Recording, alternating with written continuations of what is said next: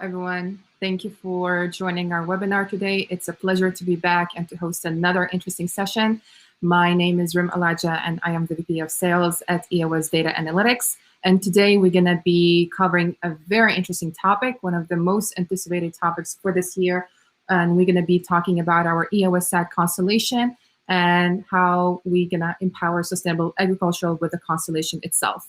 Before I proceed further and introduce our esteemed speakers, I would just to remind you a little bit about the logistics of this webinar. Today's webinar is going to be lasting for an hour and a half. We're going to dedicate the last 20 minutes of this webinar to answer your questions. At the bottom right of your screen, you're going to see the chat box. We're gonna have actually a couple of our moderators who are going to be answering your questions. But of course, we're also going to take the most interesting ones where we're going to cover them at the end of this session. And for those of you who are not able to stay with us until the end or who are going to be joining us a bit later, a kind reminder that the recording of this webinar will be shared with you a little bit later this week, along with the presentation itself, so you don't have to miss out on anything. And without further ado, please let me introduce our esteemed speaker. Starting with the first speaker, Alexander Krivoshein. He is our senior researcher at EOS Data Analytics. Alexander, would you like to say a couple of words, please, about yourself and what you do at EOS Data Analytics? Thank you, Rim. Hello, everyone. I'm Alexander, and I'm working as a R&D department of our company. I'm a senior researcher, and today I'm going to talk about our scientific point of view on a new satellite constellation. Now, our R&D department consists of more than 20 people, including doctors and professors. So, thank you. Thank you, Alexander. Next, we have our CMO, Vera Petrick. Vera, a couple of words, please. Hi, everyone. This is Vera Petrick. I'm CMO at EOS Data Analytics, and I'm going to talk about how our products and services can actually help us preserve the planet. That's an interesting one to cover. Vladimir, you're the last one, please. Vladimir Verbanov. Thanks, Rim.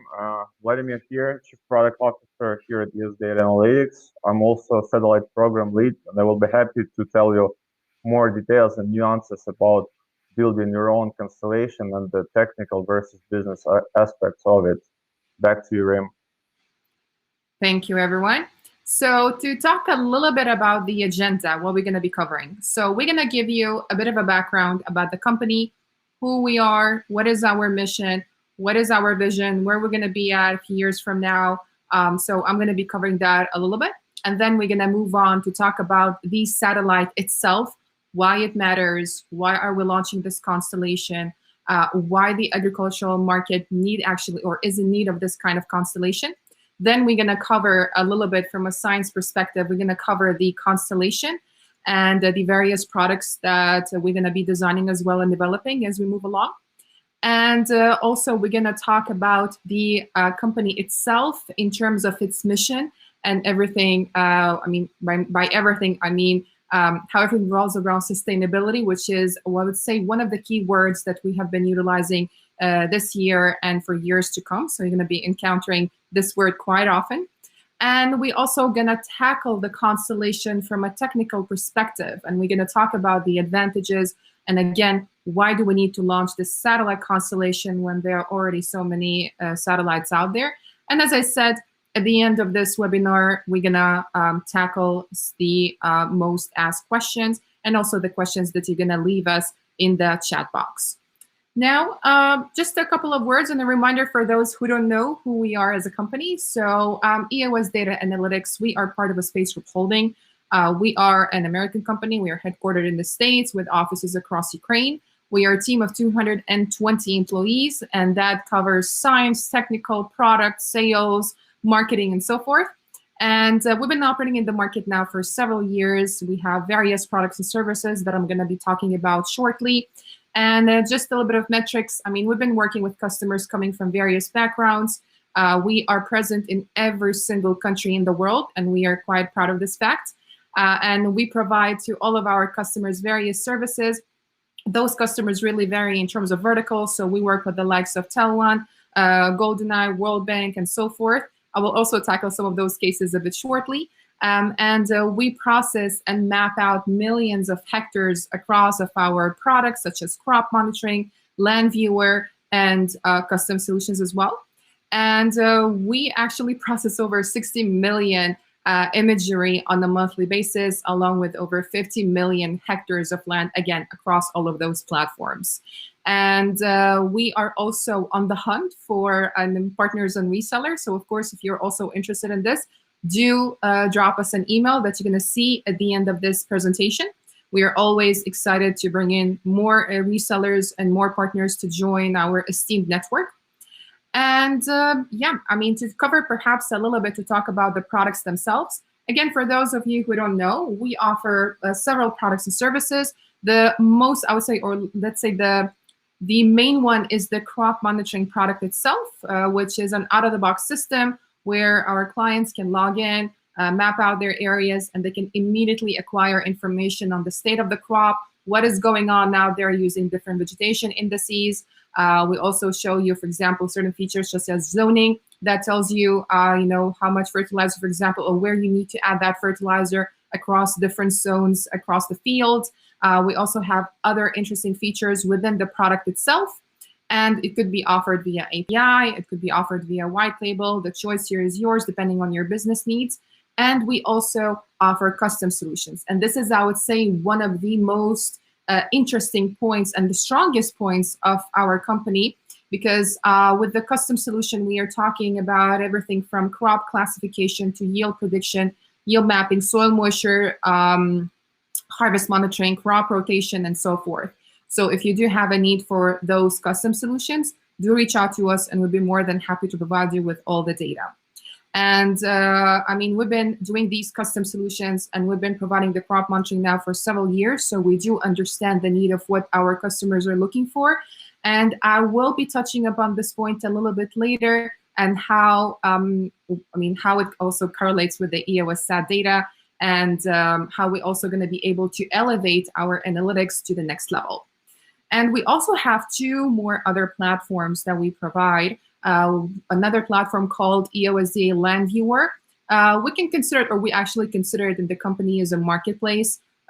Customers from various verticals, we are not talking here about agricultural only. They can log in, they can draw any AOI, and they can acquire any imagery coming from any different kind of satellites, almost. So we are talking about 20 satellite providers on the platform. You can choose any kind of resolution that you would like, from 5 meters, 3 meters, right down to 0.4. And you can also acquire certain analytics on top. And we also have released a new platform last year called Forestry Platform. This one, I would say, is still relatively new and is in design mode. And the purpose of the platform is to monitor the state of the forest, its health, tracking deforestation, logging activities. You get notifications via email about really what is going on out there. But of course, we are always working on making sure that the platform meets the demands of our customers. So we might be, I would say, adding more interesting features in the year to come. And excuse me. And considering that, again, we have been working in the market for several years, we understand that we need to take our products to the next level. And doing it the way we've been doing it right now is not really going to work. And we understand that because we've identified several gaps in this market. And the only way to solve these gaps and these bottlenecks that we've observed is to actually launch the EOS SAT constellation. We've been working on the constellation now for over 2 years. And it all started with the problem identification and with these bottlenecks.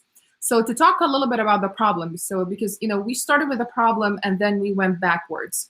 After talking to many players in the ag sector, after talking to food producers, governmental entities, banks, insurance, input supplier, food production, consultancy, IT, you name it, we've identified some pretty common issues that all of them share when it comes to these entities using satellite imagery. And those obstacles are the lack of an efficient system for reporting field work and input cost optimization, the lack of reliable data at an affordable price. Unfortunately, agricultural sector does not like to spend a lot of money. So when we are thinking of a product, we always have to think of a reliable product, but that comes at an affordable cost. The data interpretation difficulty is quite an issue because at the moment, a lot of the customers worldwide are still suffering from really understanding how to interpret those indices, how to interpret the different data that we provide via platforms, and they are struggling with how to make the utmost out of it. So we noticed that our customers don't want to know anymore what is only happening out there, but why it's happening out there, why there is this issue out there in the field, and what I should do in order to solve these issues in my field. So they want to take it again to the next level. And of course, I mean, high cost of farming and ag input, everything really is becoming expensive. And again, we need to find ways on how we can make agro practices cheaper, more affordable, I would say, and also sustainable at the same time. And this is actually, again, I mean, after understanding and studying all these issues, we've understood that the only way to solve them is to actually launch our own satellite constellation. With the EOS SAT constellation, we are talking about 7 satellites. The first one is going to be launched in a couple of weeks from now, so we are pretty excited about that. And 2 more will be launched each year, starting from 2023. And we should have the entire constellation of 7 satellites out there by 2024. Now, their visit time is going to be 1 to 3 days. The resolution, we are talking about panchromatic and multispectral, 1.5 and 3 meters respectively. The exclusivity over data will be available for selective partners and resellers if they would want to acquire imagery at a frequent time. And we're going to be covering around 90 to 100% of all the cropland around the world. Their visit time is going to be 5 to 6 times better. And of course, we're also going to be providing our customers with access to historical data. And that is going to be a big asset because we'll be able to do a lot of projects that, I mean, by a lot of projects, I mean we can gather a lot of analytics, such as, for example, doing yield modeling. And by acquiring these statistical data, historical data, we'll be able to get our hands on a lot of forecasting data. So we'll be able to actually come up with a lot of modeling for forecasting. And that does not only apply to yield prediction. And I'm sure you are wondering, why do we need another satellite constellation when there are already so many satellites out there? And this is actually a very common question that I get asked, or we get asked, I would say, all the time, especially in sales here. The answer is quite simple. As I mentioned, we like to consider ourselves expert in the ag sector when it comes to utilizing satellite imagery. And as a company, we have tested every single source of data that the market has to offer. At the moment, we are using publicly available data and commercially available data. The public available data, unfortunately, do have their own set of, I would say, bottlenecks or certain access, and those are low resolution. And this is a problem, especially when we want to monitor really small fields around the world, fields that are in Asia, Southeast Asia, fields in Africa. They barely exceed 2 to 5 hectares. For that, you need really high resolution. Clouds are an issue. Again, in those, a lot of of the geos that we operate in suffer from clouds. For example, the monsoon season runs for several months, I believe from 4 to 6 months, we have ongoing clouds every single day. And to acquire a non-cloudy imagery is almost impossible. So that is definitely one of the main obstacles, I would say. The data is public, so that means anyone could really get their hands on this data and build the same product. So the competition is quite fierce, I would say. And the inability to task specific areas, unfortunately, you can't control these satellites. You can't acquire, for example, in simple words, if you want to do tasking over a selective area, you can't really do that, considering these satellites are really public. And of course, not enough revisit dates. For some parts of the world, you need an imagery every 2 to 3 days. And unfortunately, with these public satellites, you cannot really obtain those imagery. Now, the commercially satellites, they actually do solve some of those challenges that we've seen, that I just talked about. But again, they present also their own set of new challenges. The data, or the #1 challenge, is that the data is quite expensive. And as I said earlier, when we are thinking about a solution for agro, we need to think about cost. So the data is quite expensive. They are also limited in terms of spectral bands. And this is, I want to emphasize on this point, because when you are a company that provides a lot of custom solutions, you need to have a unique set of bands that will allow you to achieve really high accuracy for, let's say, yield prediction, or for identification of field boundaries, or for doing, for example, let's say biophysical model for a certain crop out there in a certain region. So that's why, unfortunately, those satellites, they, well, let's say the limitation in terms of spectral bands in these satellites are a big concern. And also, they are actually quite limited in terms of capacity. You can barely monitor, let's say, one country, or let's say large set of lands on a daily basis or every 2 to 3 days, and that is an issue. So a lot of these companies tend to either prioritize the areas that are of interest to them, or they will give you an imagery, but that imagery is not going to be, I would say, good quality. So by launching this satellite constellation, first of all, it's going to have a superior position. And at the same time, it's going to allow us to really be an independent company. So that also reduces the risk of dependency on the other operators out there. So we are, in a way, building this independent eco-satellite system that will allow us to receive the data from our own satellite constellation, where we process the data internally, and where we provide this data to our customers via the various platforms or reports that we also actually use as a way of delivery to our end users. And now, without further ado, we're going to be also talking about the constellation from a science perspective. Unfortunately, I'm not going to be able to cover this part. So Alexander, I'm going to be passing on the floor to you. And if you can tell us about the unique position of the constellation from a scientific perspective, that would be wonderful. Please, go ahead. Thank you, Rim. Again, today I'm going to tell you about our scientific point of view on a new satellite constellation. Almost each product in our crop monitoring platform have been generated based on satellite data, which makes the last one, satellite data, for our company is very important. Another rule, we use satellite data directly for different indices generation and indirectly through the process-based models and in different machine learning models, deep machine learning models and deep learning models. So that is why this new constellation is very needed for us to for moving to a new high quality level of product generation.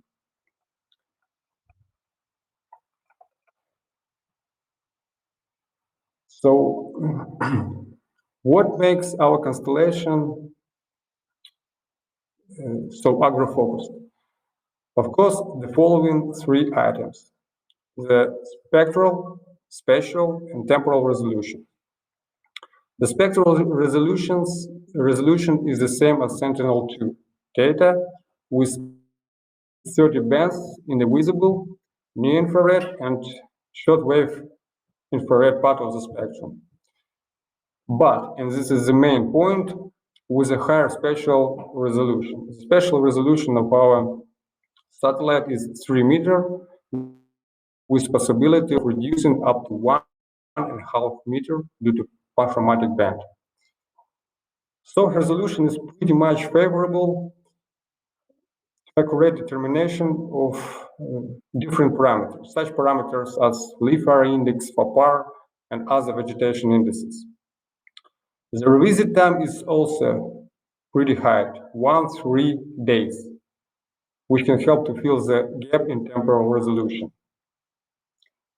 The obtained biophysical parameters in 3 meters time step, in 3 days, or in 3 days time step, can be directly used in biophysical model and increase the accuracy of biomass estimation.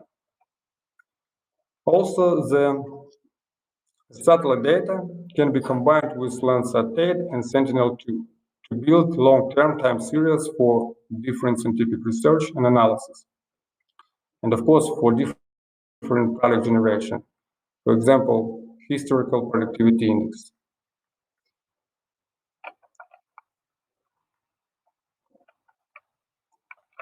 Okay. As already mentioned before, we usually use satellite data in two ways, directly and indirectly. Directly using of satellite data means the manipulation with bands to create the productivity indices, leaf area indices, and other vegetation indices. Of course, high spatial resolution will improve the quality of these indices.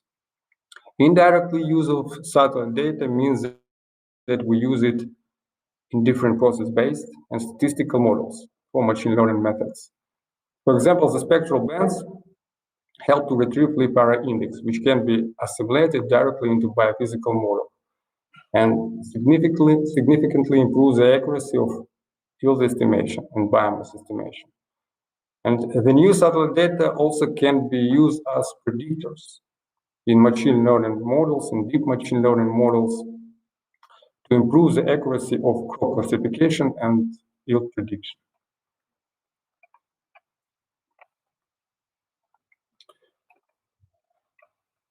What indices will be available? Of course, based on wide spectral range, all available indices at the current moment, can be restored using the new satellite data.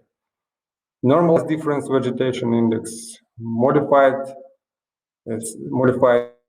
soil adjusted vegetation index, radiation chlorophyll index, normalized different radiation index, leaf area index based on shortwave infrared bands, and many more. And also, the new satellite will, with the new satellite data, will be available in new indices in our crop monitoring platform. For example, irrigation index, which will be provided as a result of biophysical modeling based on satellite data. This index will help to determine the water stress at the field level. And this index shows the difference between total water requirement and total water requirement of the plants to reach the potential yield and total water consumption of the crop. So based on this index, farmers can observe if the water limited condition is occurred in their fields. Also in our R&D department, we're developing different diseases risk indices, which also will be available as our crop monitoring platform.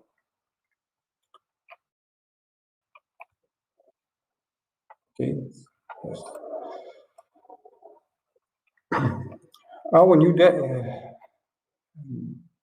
the new data of satellites also will be used to solve different climatic issues. The EOSDA satellites data will play a key role in climate change issues. That's why we start to developing a new focus, sustainable development, which is very dependent on adaptation to climate change. EOS SAT constellation will help to solve different problems concerning to CO2 decreasing at the high accuracy level. Of course, directly the data cannot be used to monitoring of CO2 emission. But using this data, we can accurately estimate CO2 soil sequestration, depending on farmers' management. High spatial resolution of EOS satellite data will help to detect anomalies on the field level that could be caused by pesticides, fertilizer, or water overuse.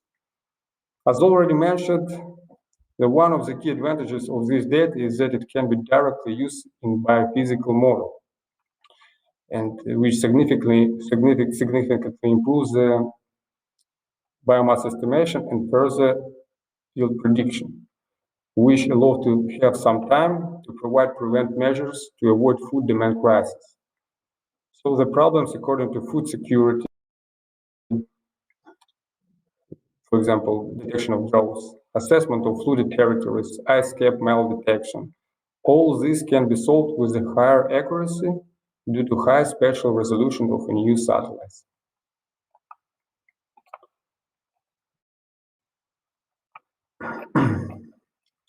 Our new data also will give the possibility to farmers use fewer fertilizer and pesticides.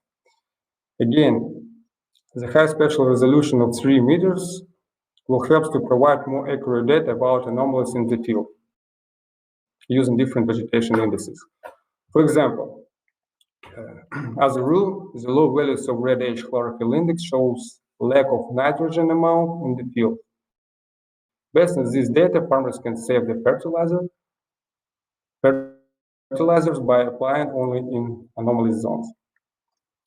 There are many fields, especially in Southeast Asia, as already mentioned by Rim, with a very small size, less than 1 hectare, and it is very difficult to observe them with existing satellites. But with a new one, with the EOS SAT, we could solve this issue. The problems can be determined using different vegetation indices and data of biophysical model results. Low values of modified soil-adjusted vegetation index at the beginning of the vegetation period are good indicators of the problems during emergent stage of the plant. Low amount of biomass production simulated by model, along with low values of NDVI, can help to detect problems at the amphibians, at the flowering stage. Of course, the simulated storage organs plus normalized different red H index could be very useful to evaluate crop state as the ripening, as the maturity stage. All this can be accomplished with the new high-resolution satellite data. And of course, the clouds are often prevented to make clear analysis on the field condition. And there is one of the main strategies in our company, in our R&D department, is to combine the future EOSDA satellite data with Sentinel-2, with Sentinel-1, 2, and MODIS data in order to get fullness of the temporal data to minimize cloud-covered areas.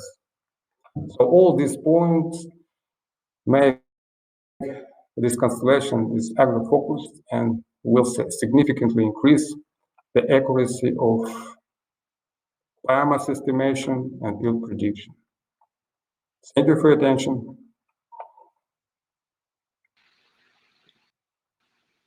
Thank you so much, Alexander, for this in-depth analysis of the constellation from a scientific perspective. I do, though, want to ask you a question. You've mentioned the word biophysical model a few times throughout the presentation. And if you can perhaps elaborate a little bit on the meaning and perhaps dive a bit more into this term in case some of our let's say some of our guests here do not really understand what do we mean when we say the term biophysical model. Okay. So thank you for the question.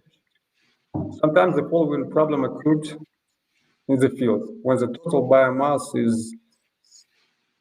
of the crop is quite large, and even the vegetation indices also show high values, but the actual yield at the end is too small. So-called harvest index is low. This index shows the ratio between total above ground biomass and storage organs. And this could be due to a lack of warm or rainfall at the certain development stage of the crop. For example, during the grain filling, and grains have not reached their final size. And that's when biophysical model could help us, could help, because they are able to track agrometeorological conditions throughout the whole vegetation period. And of course, to make the model work correctly, for some territory we need to calibrate this model. And one of the popular calibration techniques is assimilation satellite data. For example, we can change the model parameters in order to feed the LAI produced by the model to LAI restored by the satellite. In this way, we calibrate our model, and then apply to the field, to the farmer's field. And in this way, we increase the biomass estimation and, of course, further yield prediction. I hope a little bit clarifying. Yes, I mean, it is clear for me, definitely, but I hope our guests here do really understand and, let's say, have more knowledge on this topic. But again, we will be sharing the recording in case some of you do want to recap what Alexander has been talking about. Thank you so much, Alex.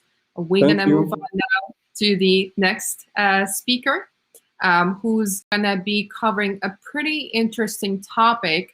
And how, again, she's going to be talking, I would say, about the EOS satellite constellation, but how the constellation itself actually revolves around sustainability. Vera, the floor is yours. Please take it away.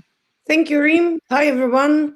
Yeah, my name is Vera. I'm Chief Marketing Officer here. And today I will share what we actually can do and how we help preserve our planet with our products and with the upcoming EOS SAT constellation. So to talk about our mission, it's pretty simple. We want to use satellite data to provide businesses with fast and accurate data-driven decisions. But our vision, as I usually say, our goal or a dream, is to make space tech a global driver of sustainability on Earth. And I'm very happy as a marketer and eco-activist to say that it's not only words and we're not only using it for promotion. So everything we do, all the services and products, we keep in mind the United Nations sustainability goals.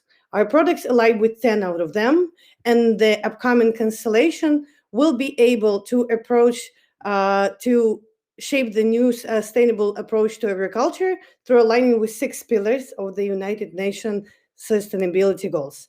So we'll be able to reduce the CO2 emissions, enable food producers to weather climate impact, cut back on energy consumption, reduce food waste, decrease water usage, just as everything that Alexander said, eliminate pesticide and fertilizer overuse, and of course, mitigate the upcoming food crisis. Because as you know, there are going to be so many more people on this planet in the next 30 years, and the soil is being quite degraded, and the climate change altogether, we need to think how we will feed and the planet and stay healthy at the same time. So to cover this, not only in our products, but to follow our vision with the real deeds, we've launched the so-called social case studies to showcase our mission. On the screen, you can see my favorite 3. The one is about the oil spill in the Amazon. It actually the very tragic story that happened in Ecuador, Amazon, where there was 3 illegal oil spills. So with the help of our data, we could identify and analyze and see that this thing happened and bring the awareness to the problem. Then we have another one about the unfortunate Tangier Island in USA that is about to sink in the next 10 years. And the one about the Chad communities. So there are people in Chad that are living from what land gives them. And because of the climate change, they began fighting for resources. And they came to us and asked if we could assist them. And we created the 3D map for them. And I hope and I know that it helped them understand what are the best places for settling, for water, for vegetation, and so on. The latest one that we approached is about the illegal gold mining in Brazil that, of course, destroys nature and its inhabitants. It is in a state of Pará, Brazil, and the local indigenous communities such as Munduruku, they suffer because of the water pollution and deforestation. We've used our analytics to see that due to logging and its negative side effects, the deforested area has increased by 66 hectares. Mining causes excessive algae growth around underwater zones in the Tapajos River. And the last one, the soil poisoning side effect of mining had turned 50 hectares of native forest into bare land. These are the social cases that we're working on. And if you know any people that are fighting for the same cause as us to preserve the planet, but they have no they need the data from the satellites, please reach out to us. We can create another one together. So as Alexander is a part of our science team, and we are very proud of our science team. They do the best custom solutions, and they provide us with all of these beautiful products that we promote. So in order to increase this community, we've launched the EOS Data Analytics Academic Outreach Program that offers students, independent researchers, nonprofit organizations, and of course, scientists themselves to use our products for free if their researchers are falling to the same mission and vision as we are. And if you are a scientist and anyone from this list, please reach out to us. We'll be happy to cooperate. I think that's it from my side. Thank you, Vera. I do have a couple of questions, though. Let's take, for example, the social case study in chat. Could you perhaps shed some light on how did it all begin? What were the steps? How long did it take for us to provide them with the results, or for this social case study to take place? Could you perhaps tell us a bit more? Sure, this is my favorite. We've actually been lucky to be approached by a wonderful eco-activist and just an amazing woman, Hindu Ibrahim, with my real inspiration. She is from Chad. So as I mentioned, people there live from what is there on the nature gives them. And because of the climate change, they started fighting. And we can say that there was a little war because people not understanding what is happening looked for the place where the grass is greener, which is obvious. So she reached out to us and asked if we could make a 3D map of their territory and indicate the water places, the green places, all of this all together. And after that, the members of 123 communities, local communities, came and pinpoint the places and approved if this is the real information. The map was presented in Paris on the Eco event, and I'm very proud to say that I think we did something to help mitigate this crisis in Chad. I see. Yeah, this is wonderful. And I know this is your favorite case. That's why I wanted you to tell us a bit more about it. Perhaps another quick question. Let's say I'm a PhD student, or let's say a professor in university, because I know we get a lot of these requests. What do I need to do, prior perhaps to reaching out to you? What do I do if I have a case study, or let's say a similar case study to the one in Chad, or in another geo? What do I need to do to make it happen? Sure. With the case studies, you can reach out to us via social media or website. Anything we'll do will surely assist you. But with this program, if you're a member of a nonprofit organization, university, or you're a scientist, and you have a little proof of that, and you can tell us about your research, if it falls with our vision to preserve the planet, we will give you the products for free. You can visit our site, it's EOS.com, and in a menu, you'll see the academic outreach program. There is a form, please fill out. We'll have a quick call and discuss how we can help each other and help sustainable practices. That's wonderful. Thank you so much, Vera. Thank you. All right. And last but not least, we're going to move on to the more complicated part of the webinar, where Vladimir is going to be talking to us, or let's say, talking about the EOS SAT constellation, but from a technical perspective. And Vladimir, this is your domain, so please take it away. Thanks, Rim.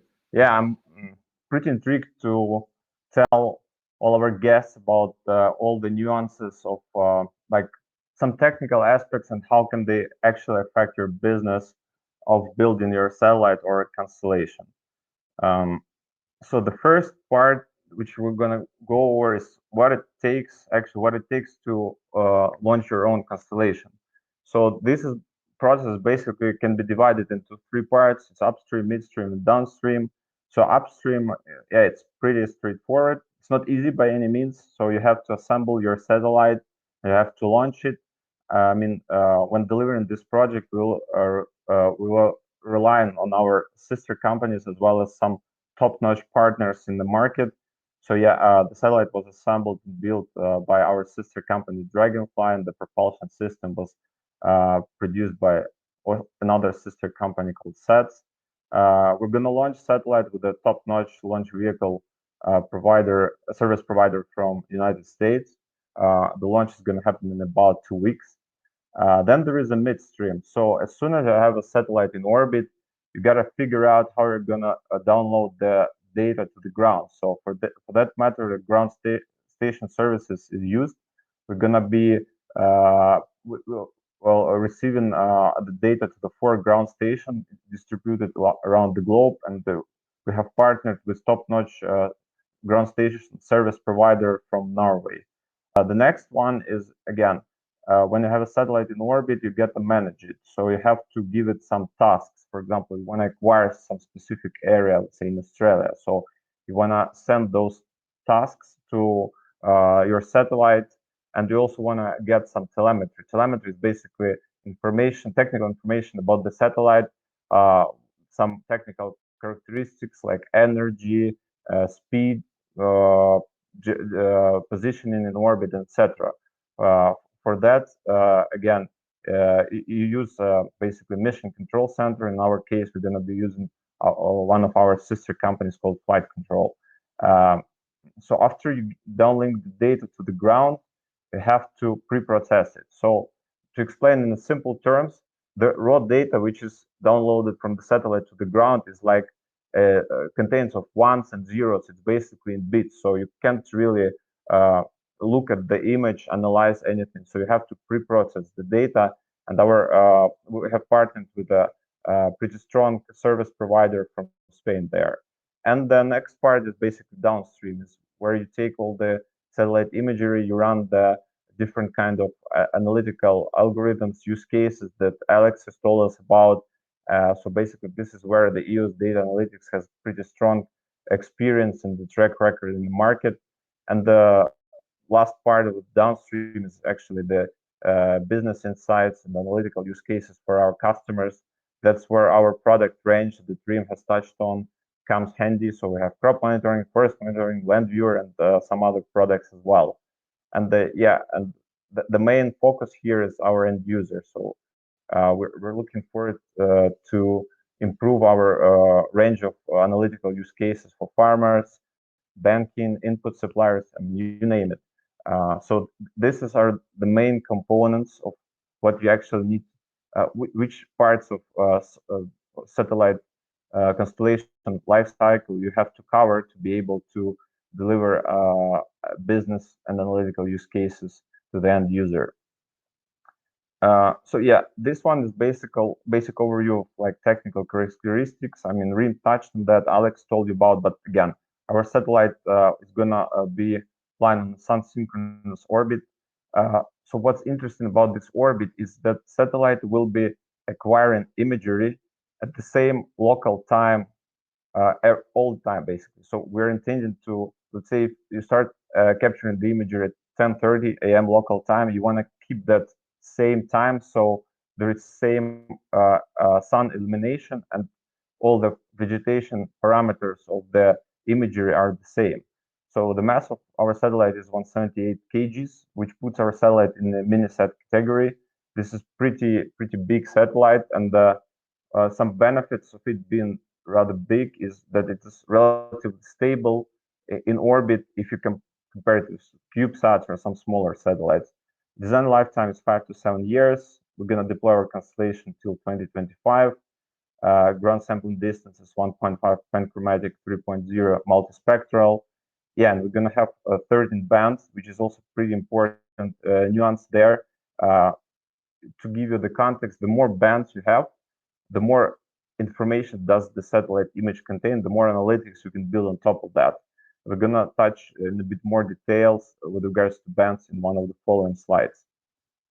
So moving on, if you talk about EOS SAT design, we were faced with couple of challenges.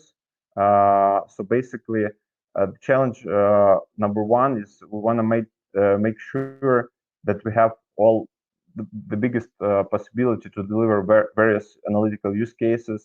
So to tackle that, again, we made sure to include not as many bands, but to include some specific bands that are good for agriculture and other use cases. So this allows us to expand variety of the analytical use cases that we can deliver. So to make sure we have more data and be able to acquire as much data as possible, we decided to go for two optical payloads. So dual optical system that basically allows us to double the amount of satellite data that we're able to capture and downlink to the ground. Another important aspect we touched on before is ability to manage your satellite as flexibly as possible. So if you have some urgent request for a customer that needs, let's say, an image in, let's say, I don't know, India, and he wants to get this image as soon as possible.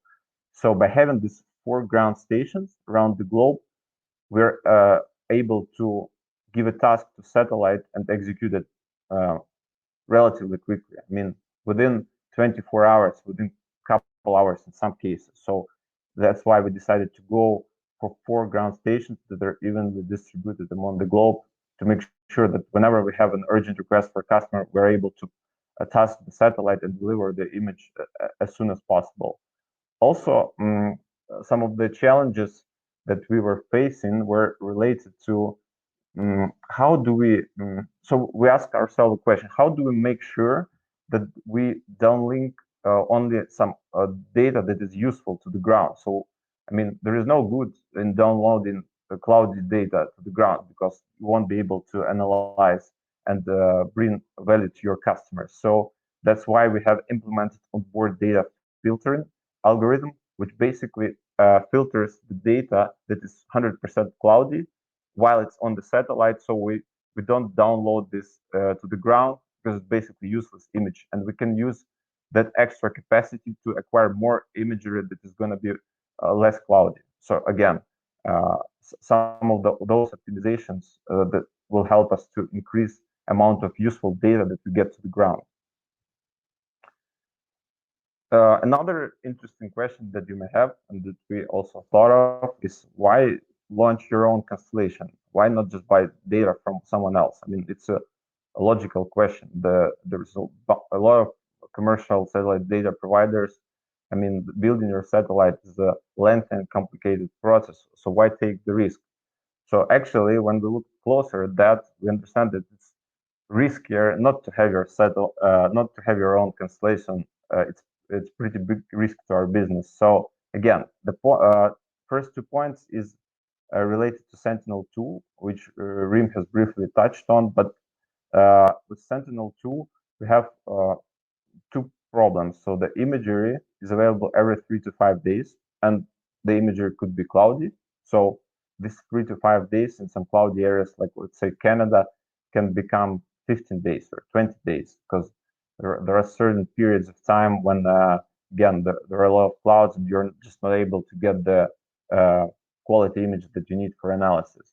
Of course, for our satellite, the cloudiness is also an issue. But again, as mentioned before, we're going to be tackling that with onboard filtering of cloudy images. So this would allow us to increase the probability of getting good imagery with better release. And obviously, Sentinel-2 has 10-meter GSD. So 1 pixel is 10 meter by 10 meter. And here the issue is if you have a super small field, let's say 0.5 hectares or 1 hectare, which is pretty common for some regions like, let's say, Southeast Asia, probably is the one. So basically, if you have super small field, you can't really analyze it with Sentinel-2 data because the resolution is just too bad. You can have like 5 pixels per field. What can you analyze? But in our case, we have 3-meter multispectral, which is actually not 3 times better, but 9 times better. Another issue is that Sentinel-2 can go out of service before the replacement is out there. Again, a lot of satellite data analytics companies rely quite heavily on Sentinel-2, and that can imply some risk. So for our case, I would say we probably have, I don't know, close to 40% of analytics done on Sentinel-2. So again, if there is no Sentinel-2 and there is no replacement, that can be pretty significant risk for our business. So by having our own satellite data, we mitigate this risk and ensure survivability of the business. The next issue of commercial data sources is the issues with the data quality. I will have a separate slide. One of the next slides will allow us to dive deeper in this topic. But again, there will be pretty important nuances that will make our data of a higher quality than a competition that is out there. Again, the costs, if you buy from third party, of course, there is a margin, so you get a higher cost per imagery. And again, the point about the bands that I mentioned earlier, most of the competitors like Planet Labs, Excel Space, you name it, they have just less bands. Less bands means less analytical use cases that you can do based on that data. But again, I will touch in more details on one of the following slides. This is the slide I was referring to. Basically, we're going to talk about some important technical parameters of the satellite, which affect the data quality in a huge way. So, and the difference of our minisat to the CubeSat constellations out there. So, basic difference is obviously mass. Minisat is 100 to 350 kgs, and the CubeSat are super small. I would say more often than not, it's like a couple kilograms, but not more than 10 kilograms. So the two technical parameters which are really critical is point and control accuracy and point and stability. So sounds pretty complex, but what does it really mean? What implications does it have on the data itself? So point and control accuracy is basically how fixed can the satellite point at a specific point on Earth and be able to capture it. For example, let's say you want to capture Eiffel Tower. So our satellite being bigger, being more stable, will allow you to point at the Eiffel Tower and get the image of that Eiffel Tower exactly.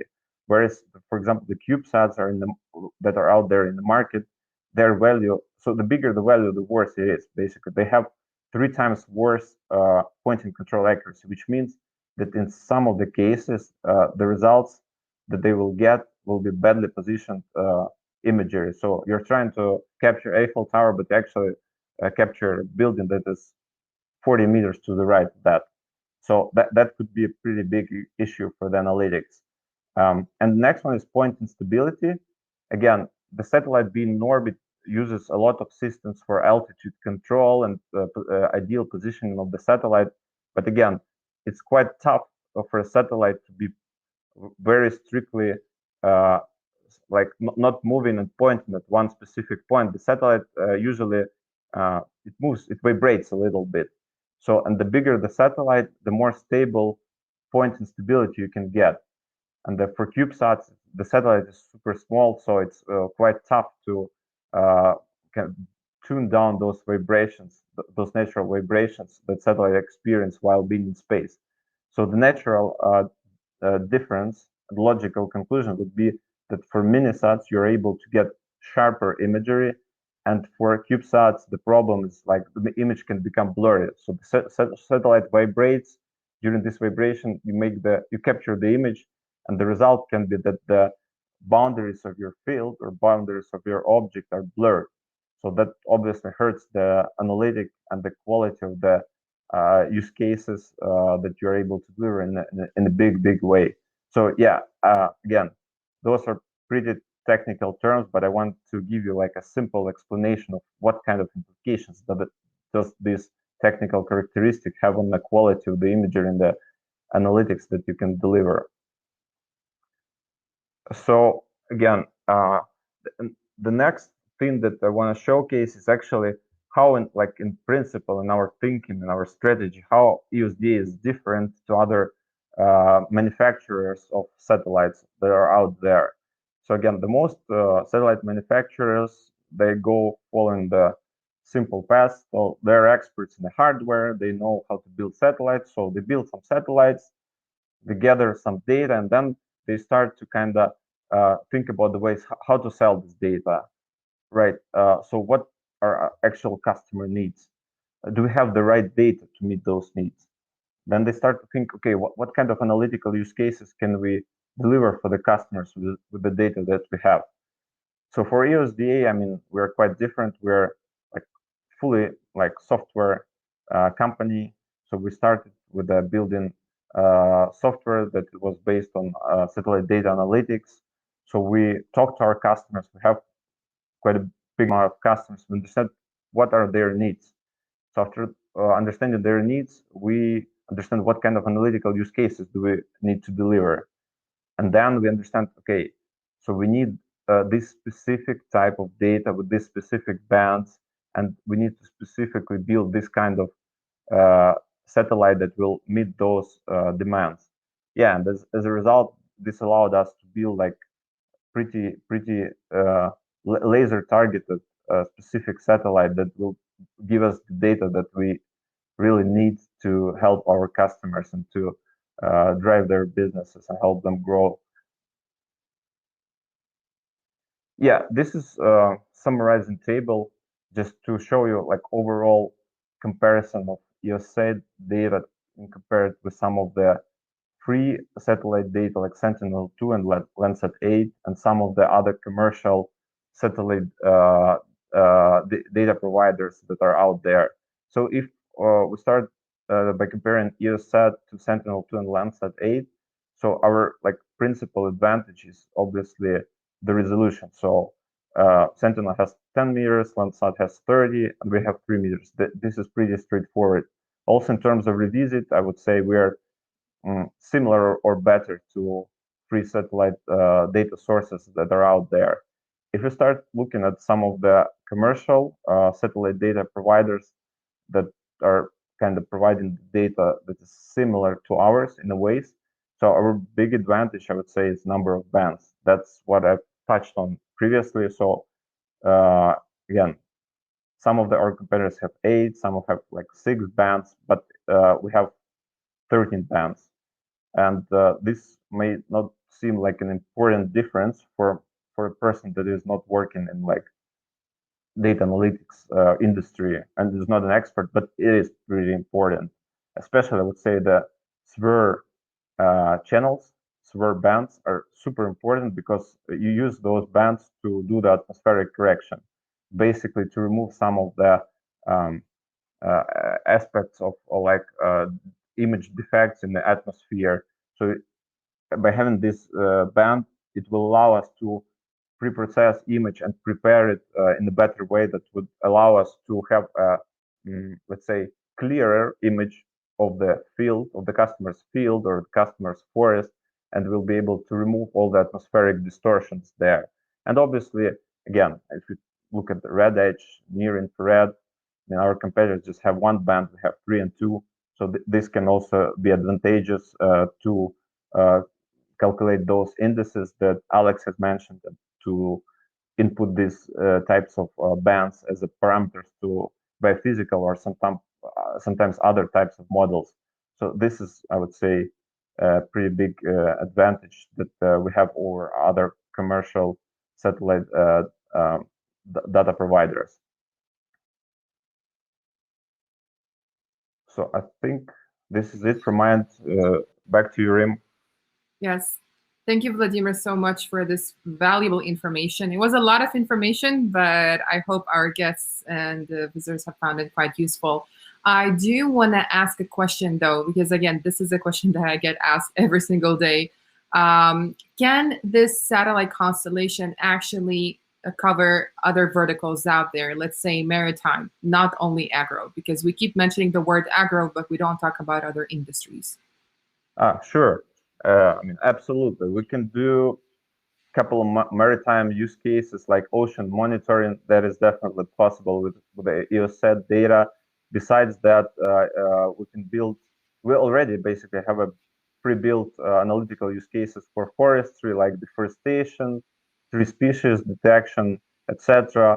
Also, another good opportunity to use EOS SAT data is for like sustainable use cases such as carbon sequestration to the ground, carbon sequestration to the trees, soil organic carbon, which is pretty big opportunity. And I'm pretty aware that our scientists have some models on like research stage, some on the validation stage, and some of those are even automated and ready to be delivered to our customers.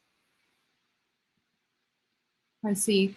Well, this is exciting. Perhaps, Vladimir, you can, let's say, if I can ask this question correctly without disclosing too much information out there, what are the other industries that we're going to be tackling after agricultural and forestry?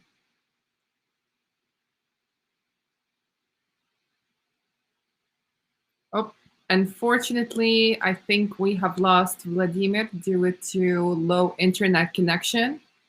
And I suppose we lost him at the most exciting question. All right. Well, I'm going to leave that question until Vladimir is back online with us. Until then, I would like to say thank you so much to our speakers.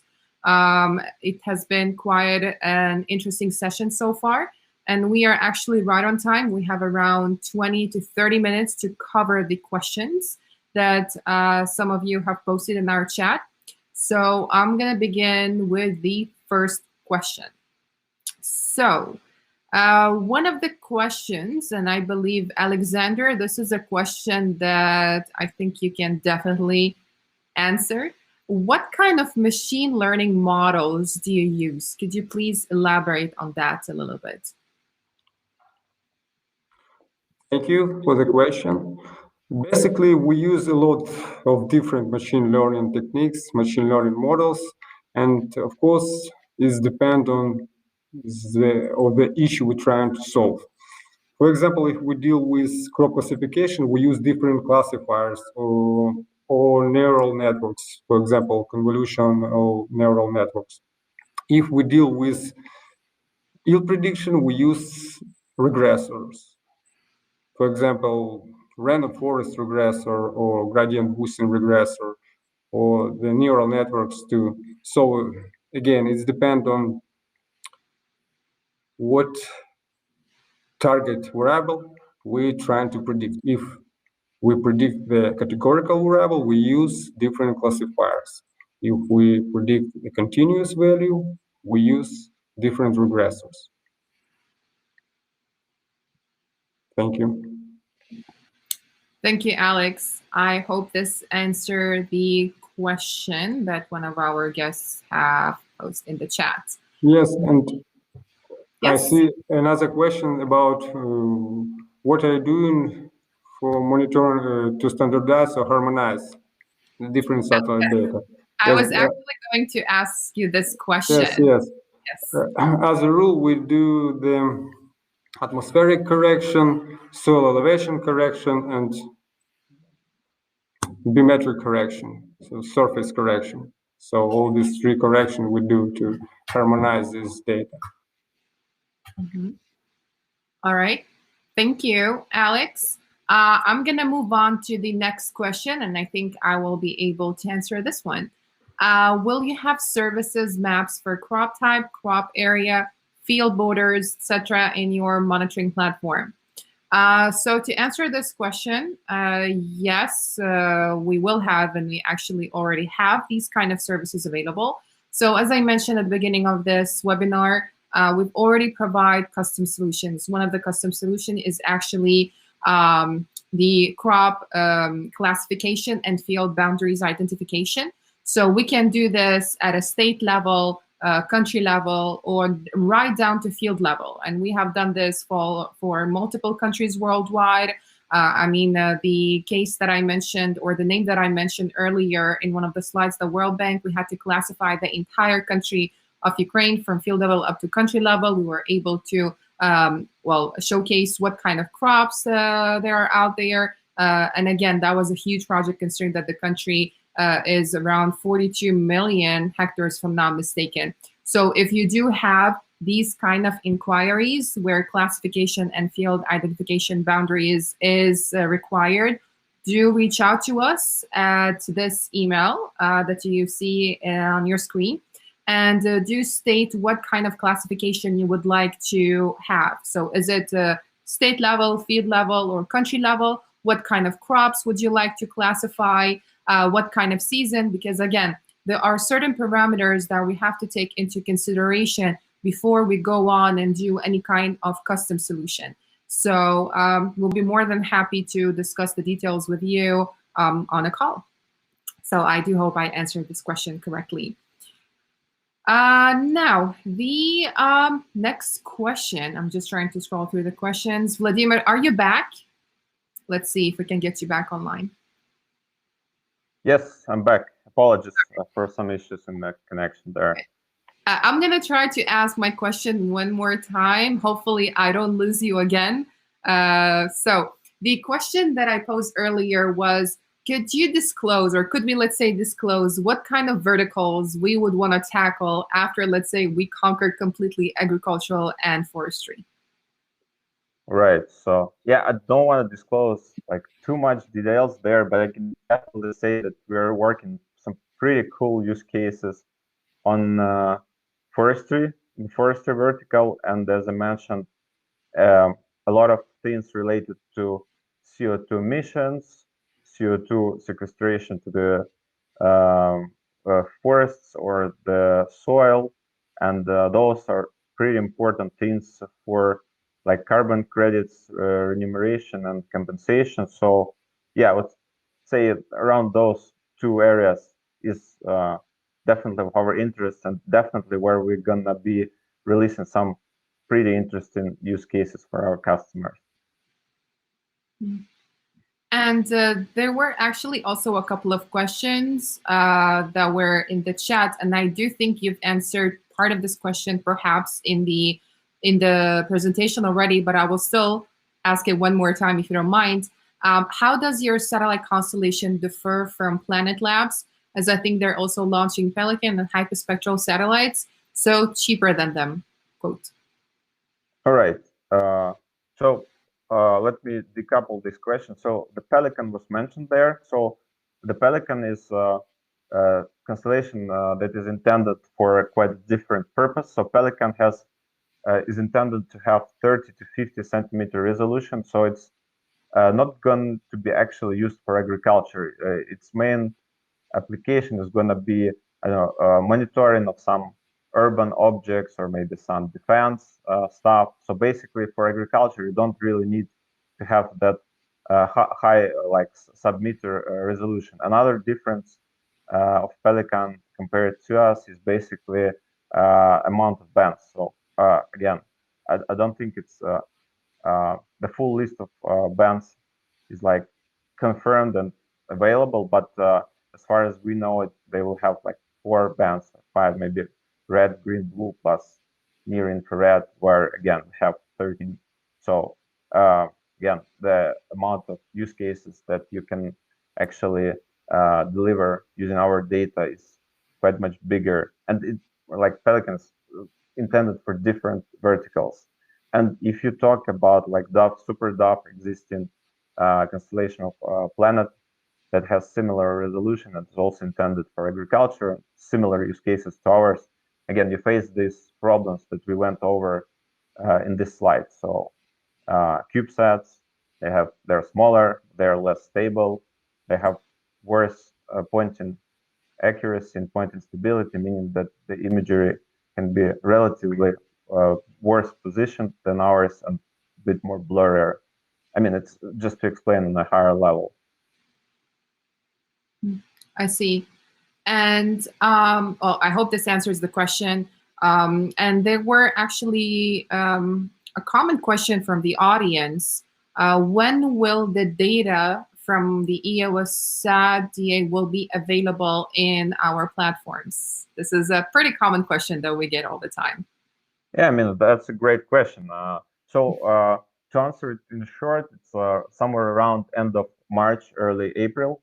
So again, just to explain maybe to wider audience, so whenever you launch a satellite, first 2-3 months is called a commissioning period, where you actually, the main goal is to test every system of the satellite, make sure like you send the request to energy system, you get a response, energy system is operational.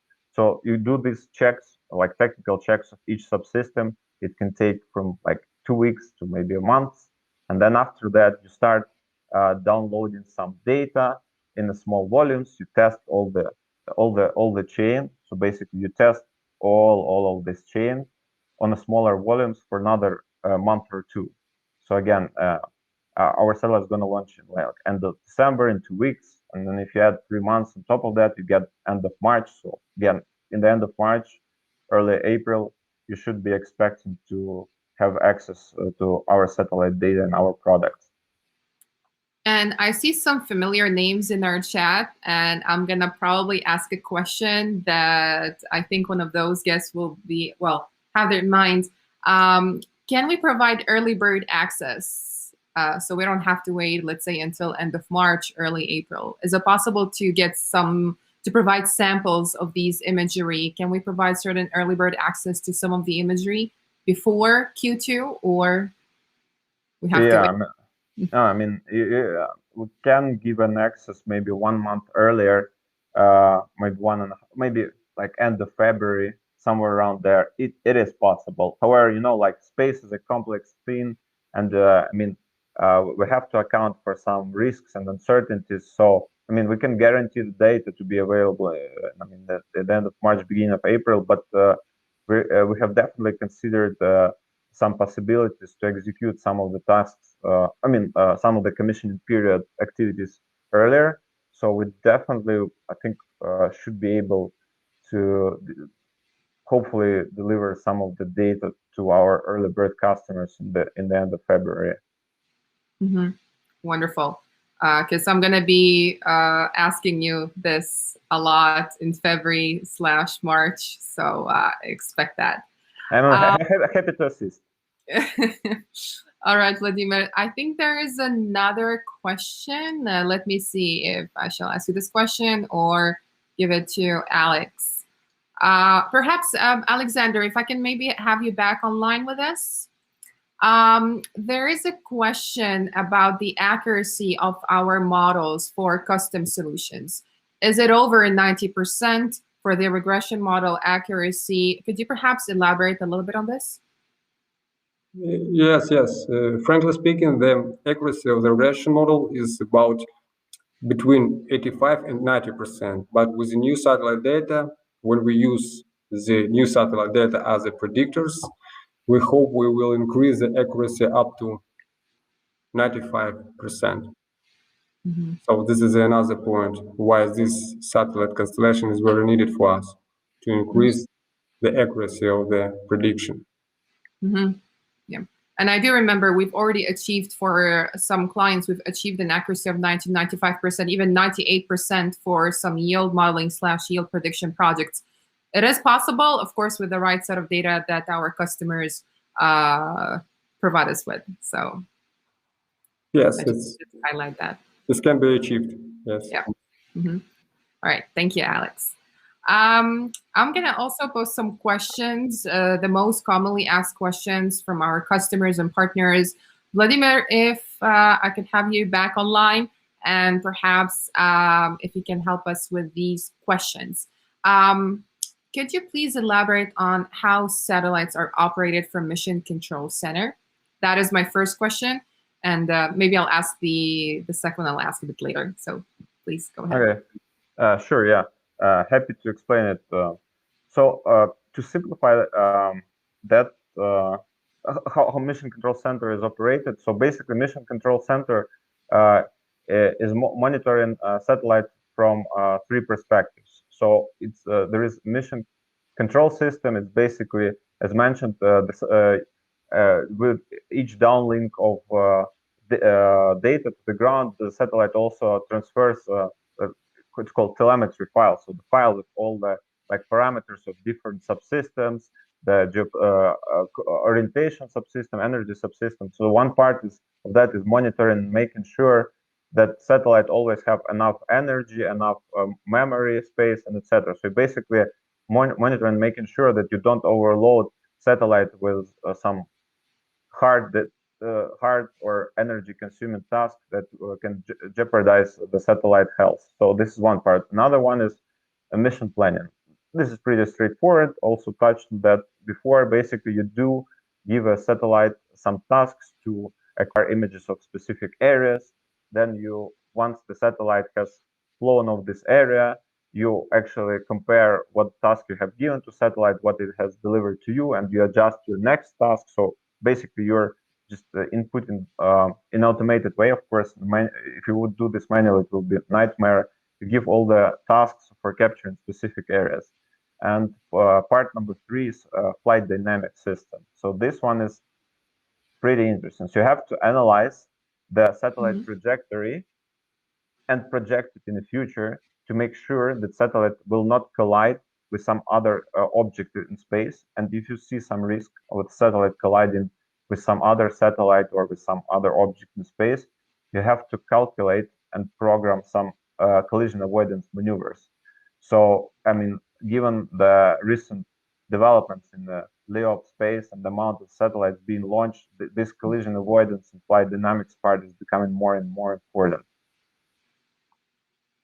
Certainly. And we mentioned in the presentation today that we've been working on the concept of a satellite for 2 years now, but how many years or perhaps months or how quickly, let's say, can you build a satellite or a constellation of satellites? Right. That's a good question. Again, it depends on the type of satellite. Obviously, again, we touched on the CubeSats. Almost getting back to this slide. So CubeSats are smaller. Obviously, it's easier to assemble them.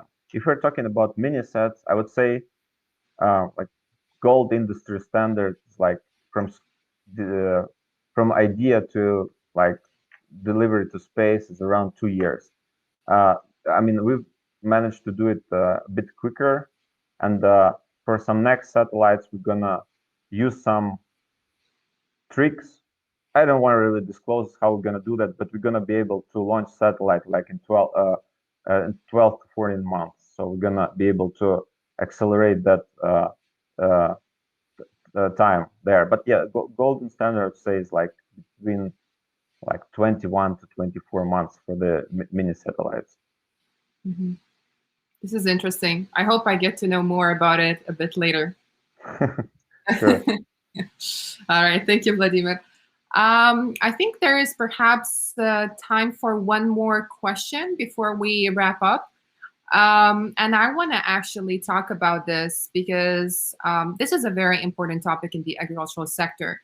Pest and disease. Alexander, this is a question to you, if I may. You mentioned earlier that with the EOS SAT constellation, it will be possible to provide information and insights on disease via disease risk indices. How do you actually plan on calculating them? Okay, thank you. The indices, these indices can be calculated as a combination of meteorological conditions and satellite data. We have some thresholds of agrometeorological parameters at which some diseases could occur in the field. The temperature, relative humidity, soil moisture. If these thresholds have been crossed or even reached, then the algorithm calculates the probability of disease occur and analyze the satellite data for anomalies in the field, within the field. After that, the algorithm provides index as combination of disease probability and anomalous zones in the field. So in this way, this disease risk indices will be calculated. And I believe that this also correlates with what I mentioned at the beginning of this webinar, that customers now are looking for much more than just monitoring, right? They want to know what is happening, where it's happening, and why.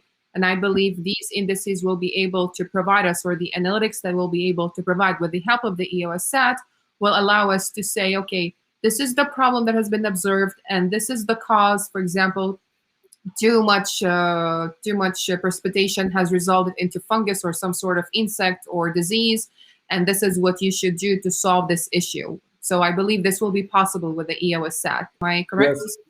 Yes, you're correct. Based on agrometeorological condition and satellite data analysis.